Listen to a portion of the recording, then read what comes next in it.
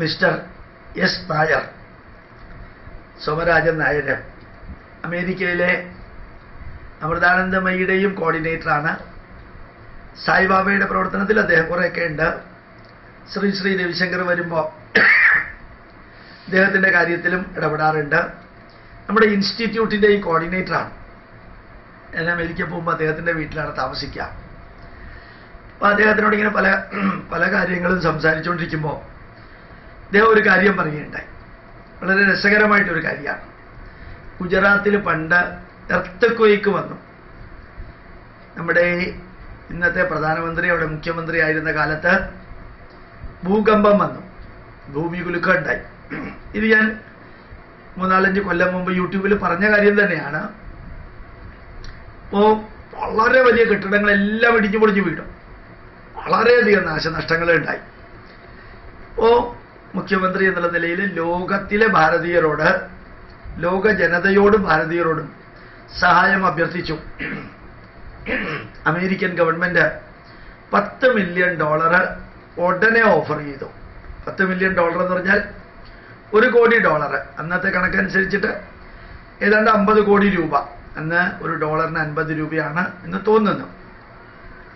50 കോടി രൂപ ഗുജറാത്തിന് സാങ്ഷൻ ചെയ്തു.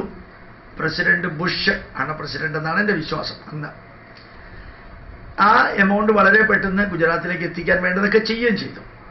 പക്ഷേ അത് ഗുജറാത്തിലേക്ക് എത്തിയില്ല. എന്താ കാരണം അറിയോ? കേരളത്തിലെ കാത്തലിക് ബിഷപ്സിന്റെ സംഘടനയിലുള്ള ഉത്തരവാദിത്തപ്പെട്ടവര് ആ പൈസ ഗുജറാത്തിലേക്ക് പോയാൽ അത് ഹിന്ദു മതം പ്രചരിപ്പിക്കാനും ഹിന്ദുക്കളുടെ കാര്യത്തിനും വേണ്ടി RSSകാരനായ നരേന്ദ്രമോദി ഉപയോഗിക്കും എന്ന് പറഞ്ഞ് ആ എമൗണ്ട് ഗുജറാത്തിലേക്ക് വരാതെ തടഞ്ഞു നിർത്തി. നമ്മുടെ നാട്ടിലെ ദുഃഖം ചിലർക്ക് ദുഃഖമല്ല.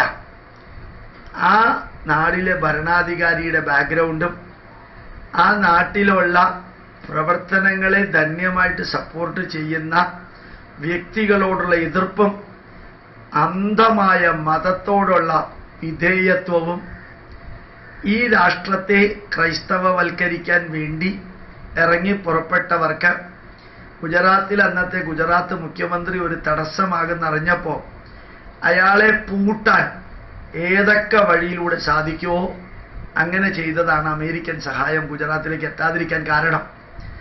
ഏതായാലും ഭൂമി കുലുക്കം അഥവാ എർത്ത്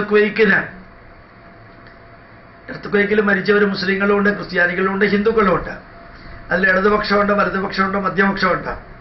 എർത്ത് വന്നപ്പോൾ ഹിന്ദുക്കളെ മാത്രമല്ല കൊന്നത്, ഹിന്ദുക്കളുടെ ഫ്ലാറ്റ് മാത്രമല്ല തകർന്നത്, എല്ലാവരുടെയും ഫ്ലാറ്റുകളും പോയിട്ടുണ്ട്, പ്രോപ്പർട്ടിയും പോയിട്ടുണ്ട്, എല്ലാം പോയിട്ടുണ്ട്.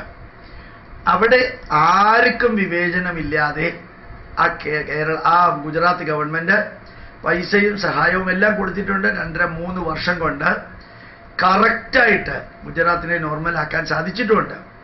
പക്ഷേ അതിൽ ബെനിഫിറ്റ് കിട്ടിയവര് അവിടെ കൺവേർട്ട് ചെയ്ത് ക്രിസ്ത്യാനികളായവർ ഉൾപ്പെടെ ഉള്ളവർക്കും അവിടുത്തെ ക്രിസ്ത്യൻ സ്കൂളുകൾക്കും ക്രിസ്ത്യൻ സ്ഥാപനങ്ങൾക്കൊക്കെ ബെനിഫിറ്റ് കിട്ടിയിട്ടുണ്ട്.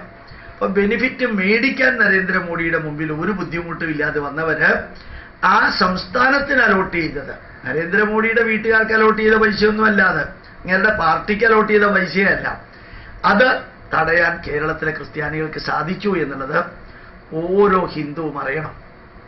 പുറകിൽ നടക്കുന്നത് പലതും നമ്മൾ അറിയുമ്പോഴാണ് ഇതിനകത്ത് ജനിച്ച് ഇതിനകത്ത് ജീവിച്ച് ഇതിനകത്ത് മരിക്കുന്നവർ ഇതിനെതിരെ ചെയ്യുന്നത് എന്താണെന്ന് മനസ്സിലാക്കാം. ഇത് ക്രിസ്ത്യാനികൾ മാത്രമല്ല, കുറച്ച് ഹിന്ദുക്കളുമുണ്ട്. മുസ്ലിങ്ങൾ പിന്നെ ഇതുമാതിരിയുള്ള കാര്യത്തിൽ വലുതായിട്ട് ഇടപെടാറില്ല. അവരുടെ ലക്ഷ്യവും മാർഗമൊക്കെ വേറെ ടൈപ്പാണ്. ഒരുപക്ഷെ അവരുടെ 56 മുസ്ലിം രാജ്യങ്ങളിൽ ഇവിടുത്തെ മുസ്ലിങ്ങൾ ഇടപെട്ടാൽ അവരോട്ട് വിലവയ്ക്കാനും പോണില്ല. അവർക്ക് മുഹമ്മദ് അലിയും പ്രശ്നമല്ല, യൂസഫ് അലിയും പ്രശ്നമല്ല. തിന്മ ചെയ്താൽ പിടിച്ചകത്തിടാൻ അവര് ആരെയും നോക്കാറുമില്ല. അപ്പൊ അവരെ സ്വാധീനിക്കാൻ കേരളത്തിലെ നെഗറ്റീവ് ചിന്താധാരയുള്ള മുസ്ലിങ്ങൾക്ക് സാധിച്ചിട്ടില്ല. പ്രശ്നങ്ങൾ ഉണ്ടാക്കാൻ സാധിച്ചിട്ടുണ്ടെങ്കിലും. പക്ഷെ അന്താരാഷ്ട്ര കോക്കസിന്റെ പോപ്പിന്റെയും ഈ മിഷണറിമാരുടെയും ഭാഗമായിട്ടുള്ള ക്രിസ്ത്യാനികളുടെ തലതൊട്ടപ്പന്മാര് ലോകത്തിൽ എല്ലായിടത്തും ഒരുമിച്ച് പ്രവർത്തിച്ചിട്ടാണ് ക്രിസ്ത്യാനികൾക്കെതിരെ എവിടെ എന്ത് സംഭവിച്ചാലും അതിനെ തടയാനായിട്ട് പ്രവർത്തിക്കുന്നത്. അവർക്ക് വലിയൊരു ചരടുണ്ട്.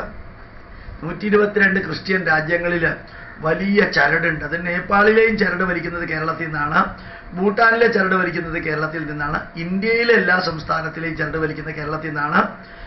ഈ കേരളത്തിലുള്ളവർ തന്നെയാണ് ഞങ്ങൾ നിങ്ങൾക്ക് ആൾക്കാരെ തരാൻ, നിങ്ങൾ പൈസ തന്നാൽ മതി എന്ന് പോപ്പിനോട് പറഞ്ഞത്. ഇവരുടെ റെക്കമെൻഡേഷൻ കൊണ്ടാണ് മെയ്ക്ക് ഇൻ ഇന്ത്യയുടെ ഭാഗമായിട്ട് ചാവറയച്ചനെ വിശുദ്ധനാക്കുന്നതും അൽഫോൺസാമയെ വിശുദ്ധനാക്കുന്നതും നീലകണ്ഠം പിള്ളയെ അതേ പേര് വെച്ച് വിശുദ്ധനാക്കുന്നതും ഒക്കെ ഇവിടുത്തെ ആൾക്കാരുടെ ചരടുവലിയാണ്. ആ പോപ്പിന് ഇവിടെ നടക്കുന്നത് എന്താണെന്ന് വല്ലതും അറിയോ? ഏതായാലും ഒരു കാര്യം ഉറപ്പാണ്, ഹിന്ദുവിനെ തകർക്കാൻ, രാഷ്ട്രത്തിന്റെ സംസ്കാരം തകർക്കാൻ പുറത്തു നിന്ന് കാണിക്കുന്ന സമധർമ്മഭാവന, സർവധർമ്മ സമഭാവനയും സോഷ്യലിസവും സെക്യുലറിസവും ഒക്കെ അവനവന്റെ കാര്യം വരുമ്പോൾ ഇതൊന്നുമില്ല എന്നുകൂടി അറിയിക്കാൻ വേണ്ടിയാണ് ഈ ഒരു എക്സാമ്പിൾ ഇന്നത്തെ രാത്രി സന്ദേശമായിട്ട് നിങ്ങളോട് പറയുന്നത്. പ്രണാമം.